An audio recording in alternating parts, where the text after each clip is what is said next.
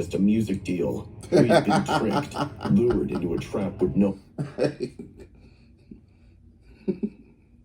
He don't want nothing for the lady. He want them. He want your ass cheeks.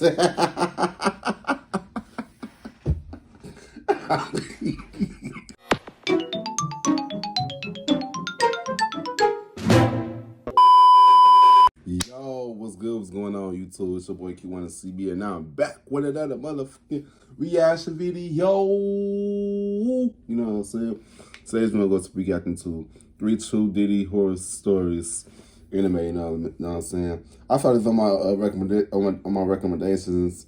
I say, I gotta react to it because it looks interesting. And animation that's caught my attention. So I was like, yeah, let me react to it. But yeah, man, make sure you guys like, comment, subscribe. Also comment down below on what you guys want me to react to or do next. Yeah, Super Squad, let's get straight into this video, man. Let's get it. Grab your snacks, grab everything that you need, you know what I'm saying? But because this is about to be a banger. I almost stumbled against my words, man. But yeah, let's get straight to this video, man. Let's get it. Full screen, let's go. Story number 1. I'd never thought a single night could turn my life upside down, but that's exactly what happened after that night at P. Diddy's party. You'd think an invitation to one of the biggest celebrity events in Miami would be the stuff of dreams, but I promise you, that night was anything but. It all started so simply. I was living in LA, trying to make it big. I'm not gonna lie, I'll be sober than a motherfucker. I would not go to no damn Diddy party and get drunk or nothing. I would be sober. I just thought that's to observe everything. You know what I'm saying? I'm not gonna take no drink or nothing. Rest of the video. I'll pretend like I take a pill, drug.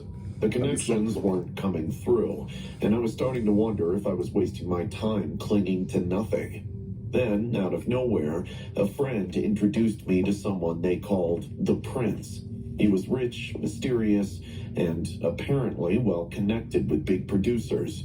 We hung out a couple of times. He heard me sing and instantly promised that he'd take my career to the next level. Said he could introduce me to some of the biggest names. And then came the invitation. An exclusive freak-off party with P. Diddy himself, right in the heart of Miami, during Ultra Music Week. It was supposed to be wild, unforgettable, life-changing. But as soon as we arrived, I knew something was wrong. Life-changing for the worst. The mansion was huge, glowing against the night like something out of a magazine. People were everywhere. Celebrities on TV, models draped in their outfits. Everyone looked perfect. Jay-Z. But as I looked around, I started to feel it. But before I could react, security patted us down, took our phones, and locked them in these weird little bubble cases. No cameras, no recording. What the fuck? That should have been my first sign. They weren't preventing pictures. They were hiding something big and nasty. Right. Back then, I was naive enough to brush it off, thinking it was just some high-profile security measure. This was a private party, after all. Nah. Inside, everything felt different. It was dark. Too dark, even with all the lights and music. I could see people in the pool, already tipsy, some skinny dipping as waiters walked around, handing out drinks. The air was laced with smoke and the thick scent of perfume. I tried to fit in, holding a drink, but something in me told me not to sip. It felt right. You better listen to your intuition, because your intuition would never lie. There's a video. Eyes were on me, even when I wasn't looking. Then, out of the crowd, I noticed him. P. Diddy. That's no damn P. Diddy. He wasn't just a party host. He was the king of the court, strolling through the room. He looked obese as hell right there. Like a hawk. Then he spotted me. He stared and nodded, as if I'd been singled out. Oh, Lord. At first, he kept his distance, just glancing at me now and then, almost like he was studying me. I started to feel a strange tension. Everywhere I turned, he seemed to be there, watching from a dark corner, or smiling to himself, like he knew something I didn't. After a while, things got weirder. A man approached me, one of Diddy's sons, I think, and handed me That must be Kristen.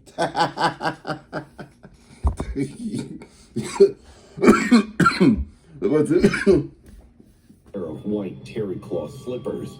Go in the house, he said. It's for VIPs only. I looked back, wanting to bring the prince along, but he waved me off. Just you, he said with a grin. My guts. I'll be like, hell no, I'm out of here. But I told myself that this was my shot. I'd made it this far. Hell no, fuck that. Now. Inside the house, it was worse. The lights were dim, but I could make out everything. People were doing things. In each corner, there was something more bizarre, something so nasty the food would churn in your stomach. It was like watching a nightmare come alive. People dressed in strange costumes, indulging in fetishes, things I'd only seen in movies. In the center of it all was P. Diddy, watching everyone, his gaze sweeping over the room like a predator stalking his prey. Right. And then he locked eyes with me. I wanted to look away, but I was terrified. There was this darkness in his eyes, something almost inhuman. He started walking toward me, slow, deliberate, that same predatory grin plastered on his face. My heart was pounding. Every instinct was screaming for me to run. But his words? Man. Oh, his words are what froze me in place. Enjoying my little party? You know, your life will never be the same after tonight. Oh, that bitch! Ah! I've been screaming. Then he was gone, leaving me standing there, trying to catch my breath. I I would couldn't left. stay any longer. I turned to leave, but before I could reach the door, he was there again, blocking my way. His hand rested heavily on my shoulder. I forced a smile and tried to brush past him, but he grabbed my arm, pulling me closer and whispering, "Don't worry, he'll get used to it eventually." Oh my goodness. His voice was dripping with something sinister. I don't want to. I jerked away. My skin crawled at his touch as I stumbled toward the exit. The prince was waiting by the exit with a sick smile on his face. He'd known all along. I could see The demons. the entire night was a setup, a trap. I thought you wanted to make it big. He smirked, inching closer. With all my strength, I pushed past him and ran. I only remember running around the mansion like a maniac until I spotted an unguarded opening. It was towards the forest. I somehow managed to escape and hail a cab. My heart raced the entire way home. When I finally got back to my place, I realized just how close I'd come to something unspeakable. I'd heard stories about the industry, about the things people would do for fame, but I'd never truly believed it to be that horrifying until that night. Now, whenever I see him on TV, smiling like he's untouchable, I remember his words, that cold grin, the way he looked at me like I was a toy for his pleasure. And I know, somewhere out there, there are others like me, people who thought they could handle the darkness, until it was too late, with no way out. Man. Self-proclaimed bad boy for life, Sean Diddy Combs is facing serious legal issues following numerous allegations of sexual assault, harassment, and sex trafficking throughout his career. The story is based on the victim's interview. Cute. For more details on the horror of P. Diddy's parties, you can watch the real-life interview given by Tanea at My Night at P. Diddy's Freak-Off. Tanea. Story number 2. We had just arrived in Beverly Hills 2 days earlier, excited about Man, what? Every time when I hear something that's in the Beverly Hills, it's always something dark happening there. You know what I'm saying? I don't know. Beverly Hills just seems so demonic to me. Yeah, this my video. unique opportunity to attend one of the most exclusive parties in the country. I'm an independent musician, and honestly, this was a once-in-a-lifetime opportunity for my career. I decided to bring my girlfriend, Sherry, with me. We never imagined that our little adventure in the U.S. city would lead us here, a private party hosted by Sean. better known as P. Diddy. Why you looking like Famous that? parties. Everything felt so surreal, almost like living in a movie. It was unbelievable. Celebrities everywhere. Justin Bieber, Lady Gaga, Adele, Taylor Swift, and That don't look shit like none of them. Well, that kind of like Taylor Swift. That's if a day after when she lost the weight, then he said, "Who the fuck this is?" It's gonna look shit like no damn Justin Bieber. He looks swole as hell right here. great Beyonce, who walked through the party like a goddess among men. And why shouldn't she be? She's one of the biggest stars around. But what caught my attention the most was the man of the hour, P. Diddy, the host of the party and the one who would give me the chance to become a major artist. The night felt glamorous. The lights shimmered over the pool as the guests, mostly celebrities and influential figures, laughed and drank non-stop. It was then that our host approached us, P. Diddy. He greeted us with a smile that was as charming as it was imposing. Yeah, this man could make you disappear. That no damn charming smile. That's a damn demonic ass smile. Snap of his fingers. He offered me a drink that I couldn't refuse. Hell no. I've heard of you, Jonathan. He said. His words were odd, or rather his tone was excited and far from friendly, but I remained enthusiastic. You have potential. Maybe we can do something great in music together. That's what they I was always say. completely ecstatic because the great Diddy, without even talking to him first, was offering me a chance to make it with the big names in music. It felt unreal. But Sherry noticed something strange. There were a lot of people much younger than us at the party, accompanied by much older men. Right. We thought they were her parents. We were too impressed to be there in the midst of all of this luxury. But as the hours passed, the atmosphere grew darker, more unsettling. The partygoers began to disappear. All the younger people and the old men were gone, and the laughter turned to unsettling whispers. Something was happening, and the looks on the celebrities' faces made it clear. Diddy passed his hands over a few artists, and then he came over to me. He said he wanted to talk, suggested I stay a little longer, and then he had something special I'm good. in store for me. It's time to go. Sherry told me the moment she realized something was wrong. But before we could leave, 2 guards blocked our way, and P. Diddy's smile was gone. Now his face showed something that made my skin crawl. We tried to remain calm, but his tone changed. Leaving already? He asked. I'll be like, hell yeah. The party's just getting started for you two. I'll be like, hell no. They led us to a secluded room in the mansion, a luxurious suite, but locked. As we walked toward the room, we could hear children crying or gasping. It was terrifying. We wanted to leave, but they wouldn't let us. Once inside, we realized that we were prisoners there. P. Diddy wanted something from me, and it wasn't just a music deal. We'd been tricked, lured into a trap with no... He don't want nothing for the lady. He want your ass cheeks.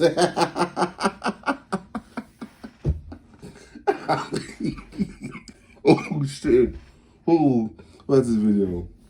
Out. My heart raced as I He want tried them to ass find a way to cheeks. escape while Sherry was terrified, and I couldn't stop thinking about how to protect her. But it was no use. This night wasn't about us or our safety. It was about fulfilling the sick desires of someone who had been playing us from the beginning. Muffled screams, banging on the door.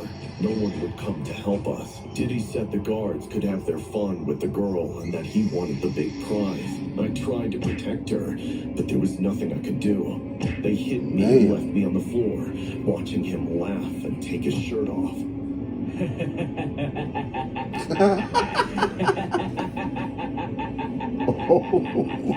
Please stop.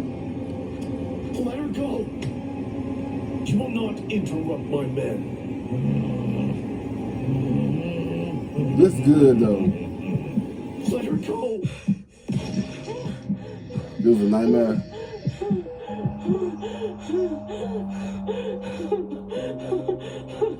Oh, then he killed him. Sean Diddy Combs, known for his legendary white party events, has gone from being a dominant figure in the entertainment industry to facing serious criminal charges. The gatherings, attended by stars including Justin Bieber, Mariah Carey, and Paris Hilton, were once seen as the event of the year, but are now mired in allegations of abuse and exploitation, with some attendees claiming they were victims of it all. The U.S. Attorney's Office has accused Combs of sex trafficking and racketeering, with more than a dozen civil lawsuits alleging sexual abuse, extortion, and violence. The lawsuits describe an environment in which drugs and threats were allegedly used to coerce people, and some participants said they felt intimidated by Combs' power in the industry. In one such case, singer Cassie, Combs' ex-girlfriend, accused him of extreme manipulation and abuse. In addition, the so-called freak-off parties, secret events marked by excess and violence, were a key element of the federal charges. Combs' downfall has rocked the industry, and activists hope it'll lead to a shift towards greater accountability. Despite his denial of the charges, the world is watching the trial, scheduled for 2025, to learn the fate of the once powerful hip-hop mogul. I'll never forget that harrowing night. I went to a mansion party thinking it was just another Hollywood opportunity. My friend Jen had invited me, all hyped up about how this would be the place to make real connections. We were both models at the time, and it was paying well, but we wanted more. Anyone can be a model, but to be a star? Now that was a dream worth chasing. There's gonna be A-listers at They're like the Paris party, Hilton. babe. Red told that this is the party. We can't miss this, babe. Who knows? Maybe you'll find yourself a daddy. Jen said, while putting on a skimpy dress and throwing me another one to pull. I don't need that. And I don't think Florida would have a better scene than LA. Babe, it's different. LA is like sophisticated. Florida is where these celebs go wild. I heard it's like a big music producer's party, and everyone's gonna be there. As we pulled up to the Florida mansion, lit up like a freaking candle. The minute we got to the entrance, though, things felt off. There were bodyguards everywhere, and they didn't look friendly. The vibe was stiff, and we had to go through this weird check-in where they practically scrutinized every inch of us. They told us, no photos, no phones, and definitely no asking the wrong questions. You don't tell your age if anyone asks. That's like 3 red flags right there. I was like, I'm the type of person, I ask questions. I was like, well, can you use our phone? I would be like,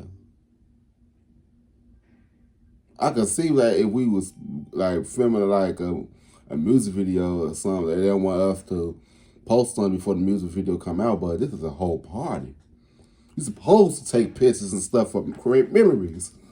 You know what I'm saying? But yeah, I would have been questioning shit about the video. Don't ask anyone their age, their name, or what they do. And you sign this NDA. Whatever you see inside, An NDA you for a are party? legally prohibited from talking about it. I almost laughed because I thought it was some joke, but Jen nudged me, looking serious. The bodyguard took us to another room, where one by one we were weighed. Any woman who was over 140 was denied entry. Damn. Crazy. Inside, the place was insane. It was like stepping into some Are they body glossy shaming magazine people now? spread. Super luxe decor, endless drinks, drugs being served around on platters, and people who looked like they'd stepped out of a music video. For a second, I tried to let myself relax, but as I was about to take a sip of my drink, something just told me not to. Maybe it was that instinct that girls have, you know? Jen wondered. Not just girls, shit. I'm a guy. I trust my instincts, man. It's about girls. And I was trying to blend in, smiling, nodding, just trying to look like I belonged. I saw so many famous actors and childhood crushes and pop stars. Then I noticed this fat guy by the pool. He was watching me, like, really watching me. He sauntered over with this confident grin that felt anything but friendly. He started some small talk, but I just got this ick feeling. I laughed it off and tried to slip away, heading for the bathroom. But guess who followed? Inside the bathroom, I tried to act cool, but my heart was racing. And suddenly, there he was, in the doorway, cornering me. He leaned in close and whispered, "You know, I could make your life very easy if you're a little fun." And that's supposed to be P. Diddy?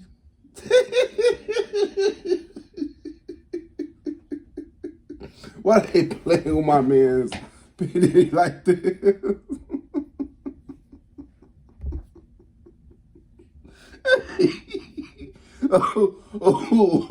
I am weak as hell, bro.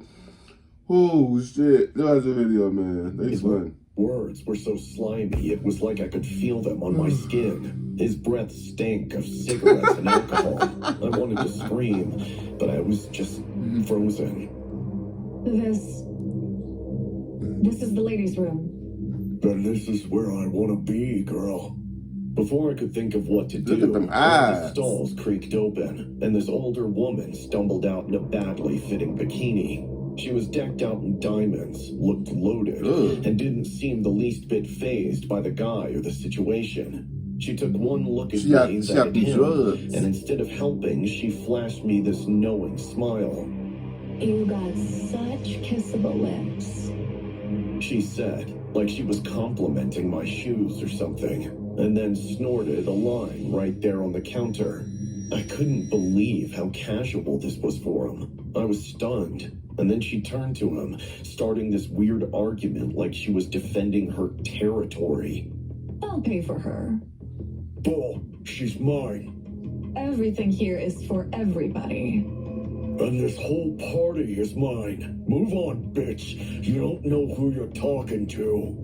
They started raising their voices, which honestly was the first thing I was grateful for all night. It drew the attention of a nearby bodyguard, who finally stepped in. I thank God. But as he walked up, he gave me this dead-eyed look and said, "Stop causing a scene. Either pick one of them or get out." I would have got out. I was done. My brain kicked into survival mode. I slipped past all three of them and got out of there. I went to find Jen, but she had her tongue down the mouth of a famous rapper, so I was scuttled. I didn't stop until I was out of the mansion, inhaling fresh air, shaking, wondering what on earth I'd just gotten myself into.